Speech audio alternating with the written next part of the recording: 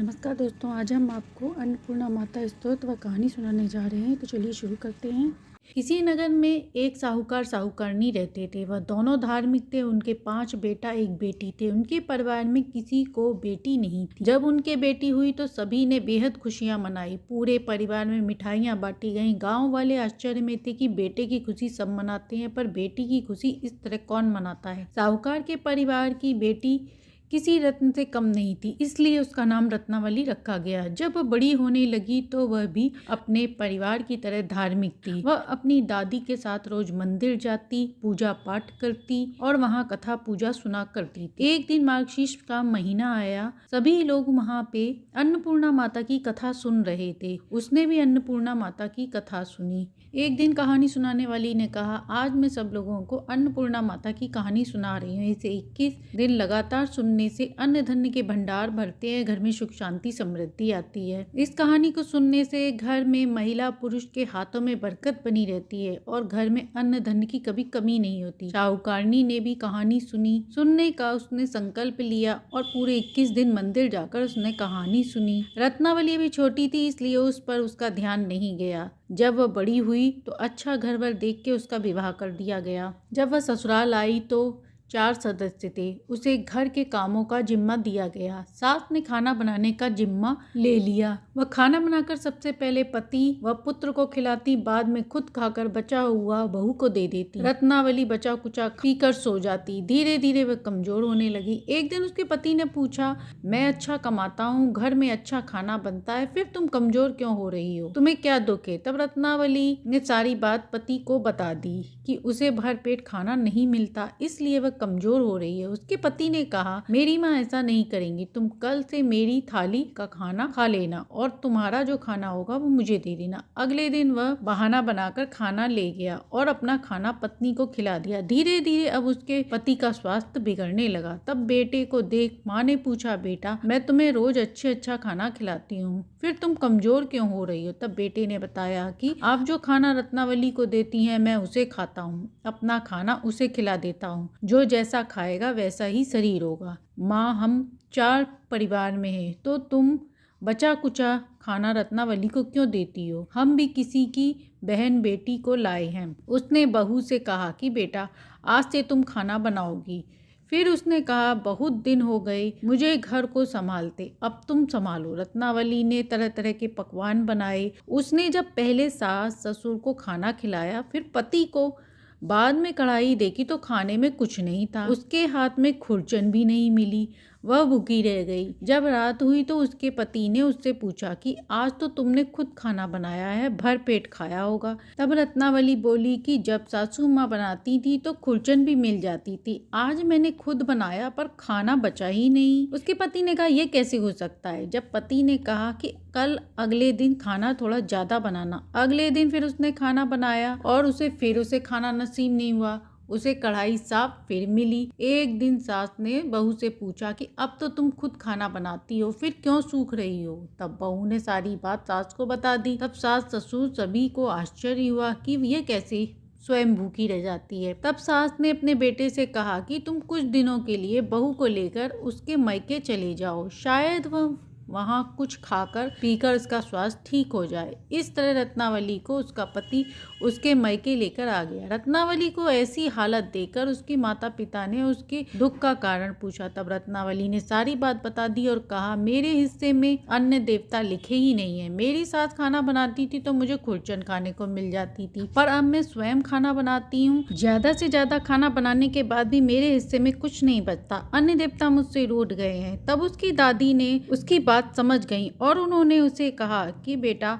हमने अन्नपूर्णा माता की कहानी सुनी थी और तुमने ध्यान नहीं दिया, इस प्रकार इसीलिए ऐसा हो रहा है। अब तुम मंदिर में चल के वहाँ पे अन्नपूर्णा माता की कहानी सुनना, इससे सब कुछ ठीक हो जाएगा। वह दादी के साथ मंदिर गई और उसने कहानी सुनी। 21 दिन लगातार कहानी सुनने के बाद उसके सब कुछ धीरे धीरे सही होने लगा और वह फिर अपने ससुराल वापस आई। रत्नावली की सास जब भी खाना बनाती थी, आटा मारती थी तो उसमें उंगलियों के छाप बनाती थी। रत्नावली को यह सब पता नहीं था। जब वह वापस आई तो उसकी सास ने उसे बताया और वह भी आटा मार के उंगलियों पे छाप बनाने लगी। इसके बाद रत्नावली ने 21 दिन लगातार कहानी सुनाई।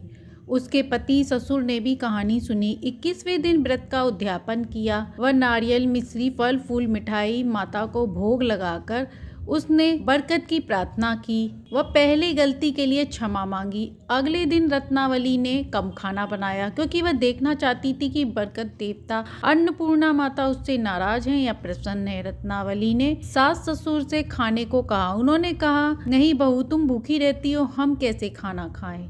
पर रत्नावली ने कहा, पहले आप लोग खाएंगे, बाद में मैं खाऊंगी। सभी ने खाना खाया। पेट भर खाने के बाद रत्नावली ने भी पेट भर खाना खाया और खाना बच भी गया। हे अन्नपूर्णा माता, जैसे रत्नावली से राजी हुई ऐसे ही सब पर राजी होना। कहते सुनते हुकारा भरते सबके घर में सुख शांति समृद्धि और बरकत देना। तो ये थी अन्नपूर्णा माता की कहानी, जिसे शुक्रवार के दिन सुनने से अन्न धन के साथ घर में बरकत होती है। तो सुनते हैं अन्नपूर्णा माता स्तोत्र। शंकराचार्य द्वारा रचित माता अन्नपूर्णा स्तोत्र सुनाने जा रहे हैं, जिसे इन दिनों में सुनने से अन्नपूर्णा माता की विशेष कृपा बरसती है। तो चलिए शुरू करते हैं। नित्यानंद करी, बराभय करी, सौंदर्य रत्ना करी, निर्धूताखिल घोर पावन करी, प्रत्यक्ष महामहेश्वरी, रालेयाचल वंश पावन करी, काशीपुराधीश्वरी, भिक्षा देहि कृपावलंबन करी, माता अन्नपूर्णेश्वरी, नाना रत्न विचित्र भूषण करी, हेमांबराडंबरी, मुक्ताहार विलंबमान,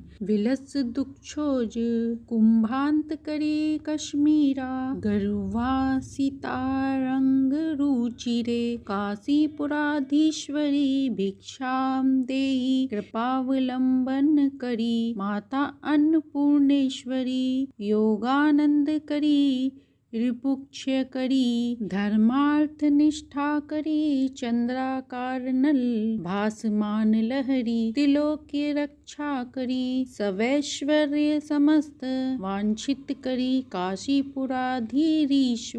भिक्षा देहि कृपावलंबन करी, माता अन्नपूर्णेश्वरी, कैलासचल कंदराले करी, गौरी उमाशंकरी, कौमारी निगमार्थ गोचर करी, ओमकार बीजाक्षरी, मोक्ष द्वार कपाट पाटन करी, काशीपुराधीश्वरी, भिक्षा देहि कृपावलंबन करी, माता अन्नपूर्णेश्वरी, दृश्य विभूति वाहन करी, ब्रह्मांड भाडोदरी, लीला नाटक सूत्र भेदन करी, विज्ञान दीपाड़ कुरी, श्री विश्वेश्वमन साधनम करी, काशीपुराधीश्वरी,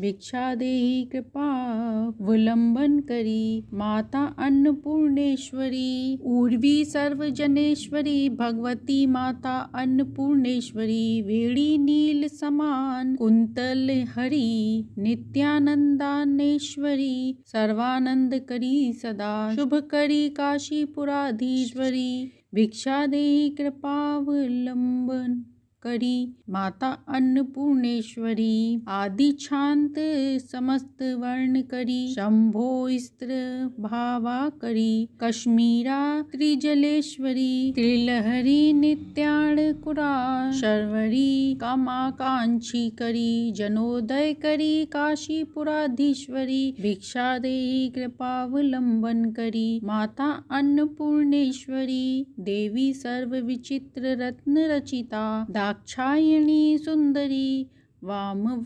स्वादुपयोधर, प्रिय करी, सौभाग्य महेश्वरी, भक्ताभिष्ट करी, सदा शुभ करी, काशीपुराधीश्वरी, भिक्षा देहि कृपावलंबन करी, माता अन्नपूर्णेश्वरी, चंद्राकानल कोटि कोटिस दृशा, चंद्रांशुम बिंबाधरी, चंद्राकारगिनी समान कुंतल घरी, चंद्राकर्ण बड़ेश्वरी, माला पुस्तक पास सारंग कुश धरी, काशीपुराधीश्वरी, भिक्षा देहि कृपावलंबन करी, माता अन्नपूर्णेश्वरी, छत्र त्राण करी, महान भव करी, माता कृपा सागरी, साक्षान मोक्ष करी, सदाशिव करी, विश्वेश्वरी, श्रीधरी, दक्षाकृंद करी, निरामय करी, काशीपुराधीश्वरी, भिक्षा देहि कृपावलंबन करी। माता अन्नपूर्णेश्वरी, अन्नपूर्णे सदा पूर्णे, शंकर प्राण